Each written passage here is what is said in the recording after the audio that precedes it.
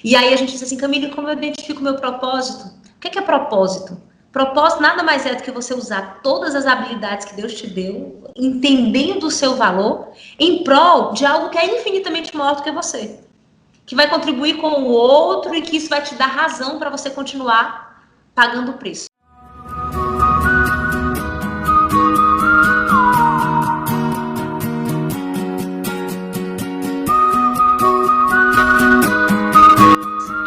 Eu queria começar te perguntando um pouquinho do momento que a gente está vivendo, porque a gente tenta ficar equilibrado, mas precisa de muita inteligência emocional para lidar com esse período.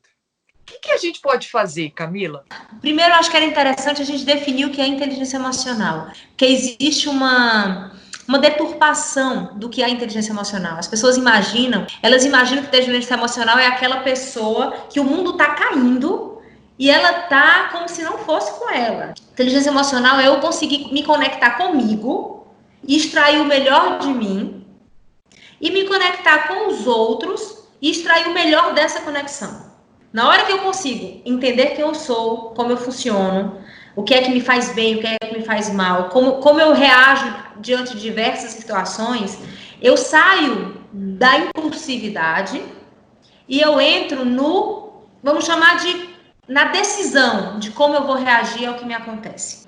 Extrair o melhor do outro é eu me conectar com a Lívia e eu conseguir, dessa relação, ver o que a Lívia tem de bacana, que combinado com o que eu tenho de bacana, a gente pode contribuir com a humanidade dessa relação baseado no que nós duas temos de fortes juntas. E também é inteligência emocional nós usarmos a emoção certa na situação certa. É importante a gente desmistificar que inteligência emocional é você virar uma múmia, que você não se abala com nada que acontece no mundo. Então é normal, no meio da situação que nós temos vivido, que a gente pensa que acabou, mas não acabou, né? A gente vive melhoras no nosso país, no nosso estado, mas nós temos lugares no nosso país e no mundo que pessoas ainda estão morrendo a milhares. A gente ainda está no olho do furacão, né? Assim, é normal, faz parte da inteligência emocional você passar por meio de tudo isso, sentindo algum tipo de medo, o medo de pegar a doença, o medo da vida profissional, o medo das pessoas que você ama, seus idosos, né? É normal você passar pela pandemia com algum tipo de ansiedade. O que não é normal é esse medo, é essa ansiedade, essa preocupação te paralisar. Ah, o mundo acabou, porque não tem mais jeito, a minha vida já estava ruim, agora ficou pior ainda. Acho que todo mundo sabe da dificuldade que casais que não estavam numa relação boa estão tendo que enfrentar agora, trancados 24 horas. Né, quantos divórcios estão sendo anunciados. A diferença aí de quem tinha... O problema já existia, não foi a pandemia que trouxe o problema do casamento. Não foi a pandemia que trouxe o problema financeiro da empresa. Ela já não tinha caixa. Ela já não tinha fôlego financeiro para passar por uma crise. O casamento já não tinha harmonia, conexão, perdão para estar vivendo nessa situação. Eles apenas estavam empurrando com a barriga uma situação. Você falou, as coisas já estavam complicadas antes e agora talvez as pessoas estejam potencializando tudo isso, né? E você até fez um post esses dias falando da identificação. Eu vejo muita gente pegando esse período para se perguntar quem eu sou, aonde eu estou e o que eu posso fazer daqui para frente. Só que muita gente também não consegue se enxergar e se identificar. Como que essa pessoa pode saber o real lugar onde ela está nesse momento, Camila? A base de qualquer transformação, ela vem da consciência. Por que as pessoas têm tanta dificuldade de mudar? Ou se vem um ciclo da vida que repetem padrões de ganha, perde, ganha, perde. Sem dúvida, essa é a pergunta que mais me fazem. Camila, como eu resgato a minha identidade, como eu descubro o meu propósito? Como eu me conecto com o que eu nasci para viver? E aí eu posso falar da minha história, posso falar da minha vida, tá? O que acontece? Onde é que a gente se perde? Lívia, eu não sei qual a sua fé, tá? Mas eu creio completamente que Deus fez a Lívia com um propósito. Que na hora que Deus permitiu que a Lívia viesse ao mundo, ele fez, primeiro, ela a imagem e semelhança do Criador. Segundo, Existia um propósito específico, e a Lívia tem todas as características, todas as habilidades, todas as competências, todas as atitudes, a personalidade que ela precisa para cumprir esse propósito. A questão é que na hora que eu começo a viver a minha vida, você começou a viver a sua vida, nós passamos por experiências com os nossos pais, algumas pessoas nem conheceram os seus pais, e aí elas já começaram as experiências dela de abandono, de rejeição, aí outras pessoas foram muito machucadas por violências domésticas, ou por agressões verbais, por acusações, comparadas com os outros, ou criticadas, acusadas, ou então mesmo tratadas com indiferença, com distanciamento. Então, todas essas nossas experiências provocaram em nós memórias. No período em que a gente está se formando, as nossas maiores autoridades são as pessoas que têm a obrigação, o que eu vivi com eles, por melhor que eles fossem, e eles eram o melhor que eles conseguiam ser, ponto. Ninguém está falando aqui de papai nem mamãe, nós estamos falando que eles deram o melhor que eles tinham na época, o melhor de recursos emocionais, financeiros, comportamentais, eles faziam o que eles sabiam. Só que isso provocou memórias nós. E aí a gente vai se distorcendo. Imagina uma pedra preciosa que ao longo da vida vai recebendo gotinhas de acusação. Aí entra uma lamazinha, aí entra uma sujeirinha, entra uma poeirinha. Daqui a pouco a gente não enxerga mais essa pedra. Porque ela cresceu esquecendo que ela era um diamante. Existiam tantas coisas em cima dessa pedra, né? Tantas coisas emocionais que a gente esqueceu de quem nós somos. Só que se eu não sei quem eu sou, a minha crença de capacidade já começou a ser destruída. Aí, olha lá, eu sei o meu valor, eu me sinto capaz, e quem sabe que tem valor e se sente capaz, sabe que merece o melhor da vida. Vamos para a prática? Uma mulher que cresceu em casa, vendo um pai subjugar a mãe, um pai abandonar, um pai trair, e uma mãe que posicionava, uma mãe que, ou então que media forças, que entrava em pé de guerra, e que ela se sentia, que de algum motivo ela aprendeu que mulher não tem valor, ou que a mulher não pode depender de homem. Aí a gente pode ter combinações enormes de significados que as criancinhas, que a nossa criança, que a criança da Lívia deu para as nossas memórias. Mas é só para você entender, assim, que as nossas experiências do passado, elas são memórias. Em cada memória tem um significado. E tem em mim um sentimento. E essas memórias formam a minha identidade. Quem eu acho que eu mereço? E o que eu só acho que eu sou capaz? E o que eu acho que eu sou? Porque se eu sou uma criança que eu sou criticada, menina desorganizada, vagabunda, não faz nada direito, sua prima é melhor, nossa, olha a filha da vizinha como ela faz isso melhor que você. E aí a gente se distancia tanto da nossa identidade que a gente nem sabe mais o que de verdade eu sou capaz de fazer, nem o que eu mereço. E aí eu levo uma vida inteira produzindo infinitamente menos do que eu fui feita por Deus para produzir e usufruindo infinitamente menos de uma vida abundante que foi prometida para mim e para você. Só que existe um caminho para isso. E o caminho passa pelo resgate dessa identidade. E aí você diz assim, Camille, como é que eu resgato? As pessoas não sabem. Então eu te disse aqui como é que a gente se perde da nossa identidade. Agora, como é que a gente resgata? Existem 2 caminhos. Esse foi o caminho que eu trilhei na minha vida. Eu não conheço outro, tá?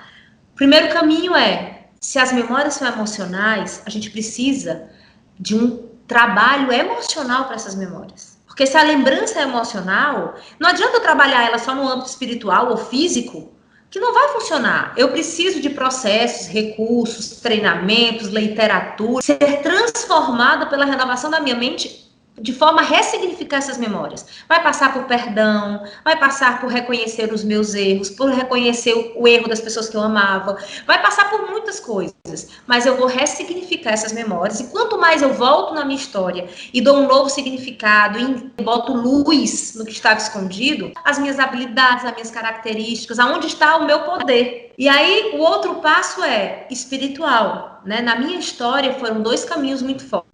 Na hora que eu vi que eu tinha me perdido da minha identidade, que eu tinha uma vida extremamente abundante, porém, existia algo que ia destruir tudo, porque eu estava com o propósito errado, os meus porquês eram errados. Os meus porquês não eram porque eu tinha valor, e sim porque eu precisava ser amada. Consegue entender a diferença? Então, eu era um excelente profissional, uma excelente mãe, buscava ser uma excelente esposa, uma excelente empresária, filha, tarará, tarará, todas as áreas, uma hiper performance. o porquê era errado. E aí eu me transformei em alguém orgulhoso, arrogante, que ia destruir tudo isso.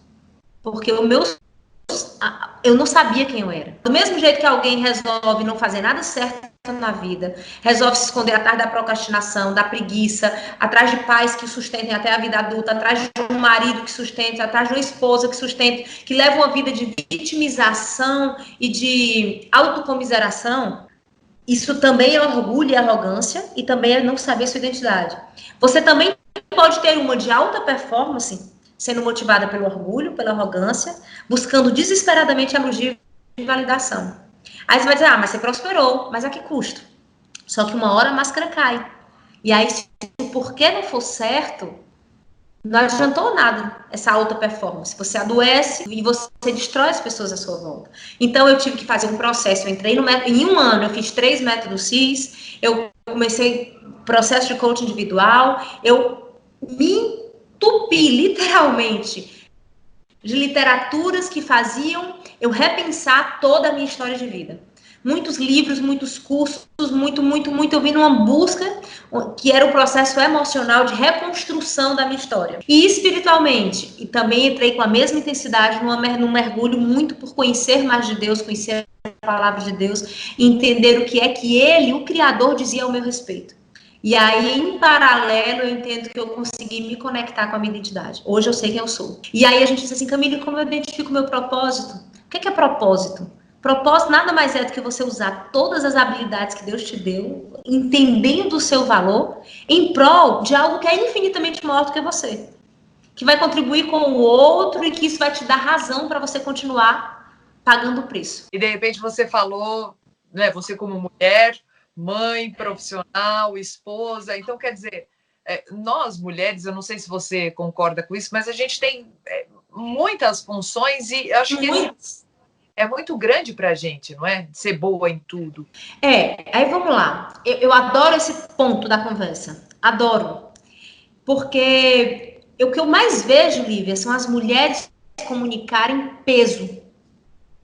Comunicarem que é impossível, comunicarem dificuldade. Aí elas já entram na batalha com um tanque de guerra nas costas. Presta atenção, você não vai ter que fazer? Então faz com alegria, faz com gratidão, faz entendendo, faz com o seu melhor, mas faz leve. A forma como eu e você nos posicionamos diante dos 1000 papéis que existem para a mulher vai fazer toda a diferença. Lembra aquilo que eu disse que 10% é o que nos acontece, 90% é a forma como eu encaro o que me acontece? Então, assim, acho que a primeira coisa que a mulher precisa repensar é o que ela tem comunicado sobre o que cabe a ela na sociedade. Se com repulsa, vitimização, dizendo que é pesado demais, que é impossível, ou com, vamos lá, é isso que me cabe? Então eu vou ser a mãe melhor que eu puder ser, com leveza e gratidão. Quando eu erro, pedindo perdão, pedindo ajuda quando eu não sei. Eu tenho 3 filhos de 3 gerações dentro de casa. Tem dias que eu boto a mão na cabeça e digo assim, isso aqui não estava no meu manual, eu não sei o que fazer nessa situação. E aí eu me perdoo e amanhã eu começo tudo de novo. Como você se posiciona diante dos papéis? E só para finalizar essa pergunta, eu amo o que a palavra de Deus define sobre a mulher. Amo. Eu acho que foi em setembro do ano passado, vai fazer um ano agora, eu fui convidada a falar num evento, o nome do evento era A Equilibrista. E aí eu, correndo, um dia antes de ir, eu disse assim, gente, me fala um pouquinho, o que é que você espera para eu construir a minha palestra? O termo que ela usou foi, porque na vida moderna, a vida moderna tem exigido da mulher muitos papéis, e isso tem tornado a vida dela um desafio. E aí, na hora que eu ouvi a vida moderna, veio no meu coração. Quem disse que é a vida moderna? E aí, na mesma hora, eu corri em Provérbios 31. E eu fui ler. Deus nos fez com essa demanda. Ele viu em nós e colocou em nós as competências necessárias para isso. Então, a mulher precisa parar de se esconder atrás da historinha de que é o mundo moderno e parar de reclamar e fazer com leveza o que nós nascemos prontas para fazer. A gente fala porque Deus nos prometeu uma vida abundante. E existe abundância. Hoje eu terminei, eu até fiz um story sobre isso, eu terminei de assistir uma série. Eu tenho assistido algumas séries desse pregador, o nome dele é John Bevere. E ele fala, existe, você falou da vida abundante, existe uma recompensa para cada tipo de honra. Então, na hora que eu honro o meu papel de mãe, e que eu sou a mãe que eu preciso ser sábio, buscando todos os dias fazer o que é certo com meus filhos, eu vou colher essa recompensa. Vai ter uma recompensa por essa obediência. Então, a gente passa a vida inteira recebendo recompensas, não recebendo recompensas ou recebendo meias recompensas. A diferença está o quanto eu consigo desenvolver em mim a humildade para aprender a honrar. Como é que é o nome da série? É A Recompensa da Honra, de John Bevere. Muito legal. Vou assistir e vou fazer o método CIS que todo mundo fala. Vai ter em agosto, Lívia, online. Você pode fazer com a sua casa, você pode fazer com o seu marido, você pode fazer com as pessoas que você ama, todo mundo junto. O que a gente tem recebido de depoimento de pessoas que tinham perdido as esperanças em muitas áreas da vida. E pela possibilidade de serem renovadas por conceitos, ciências, técnicas comprovadas há tantos anos, nessa já é a turma 216 com milhares de pessoas. Então é porque funciona. Então agosto vai ser online. Agosto vai ser online. O que é que a gente... nós fizemos 2 episódios do online, que a gente chama de Método CIS em Casa. E no primeiro... Olha que coisa linda. Vamos lá. Vou fazer um link com a minha resposta com a primeira pergunta que você fez, tá certo? Você disse assim, Camila, como é que a gente se prepara emocionalmente para isso? Aí lembra que a minha resposta foi, Lívia, 10% é o que nos acontece, 90% é o que a gente faz com o que nos acontece. Olha lá, nossa empresa é uma estrutura gigante. São 1.350 funcionários espalhados pelo país, são 40 unidades, Angola, Estados Unidos, 30 e tantos unidades, 37 unidades no Brasil. E, aliás, tem Lisboa também. E aí, nós vivíamos de eventos presenciais.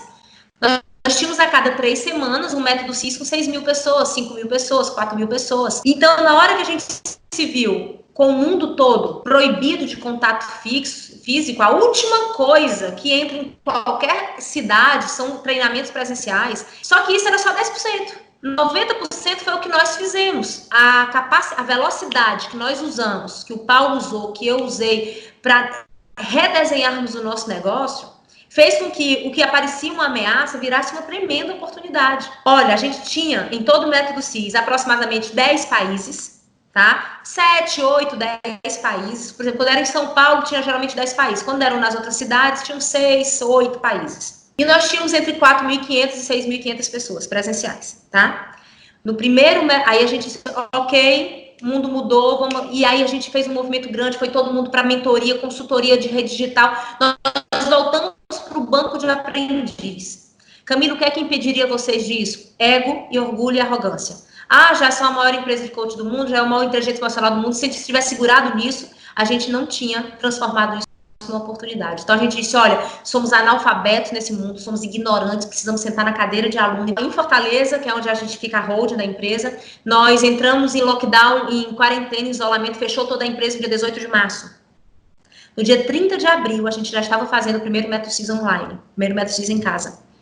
Numa velocidade, assim, e redesenhamos todo o treinamento, o conteúdo é o mesmo, mas a gente criou uma forma de ser aplicado, e para nossa surpresa, no primeiro, nós chegamos em 30 mil pessoas e 23 países. E aí lançamos uma nova edição em junho, no Dia dos Namorados. Chegamos a 80 mil pessoas. Então, em meio ao caos, o nosso propósito só se fortaleceu, que é de transformar vidas através do coaching integral sistêmico. Nós chegamos em lugares que nós jamais chegaríamos, mas a diferença foi humildade para aprender com o que está acontecendo, entender que isso é só 10%, sempre eu sou responsável pelo que acontece na minha vida, então 90% sou eu que vou dar a direção, aprender rápido e agir. E aí, por isso o método CIS em Casa tem sido um sucesso. Eu quero te agradecer demais, porque as suas palavras são enriquecedoras para a gente. Tudo que você fala, do jeito que você coloca, e é o que você falou mesmo, são propósitos de Deus que vai compartilhando, aquilo vai crescendo cada vez mais, e o seu sucesso também é o sucesso de quem recebe essa informação.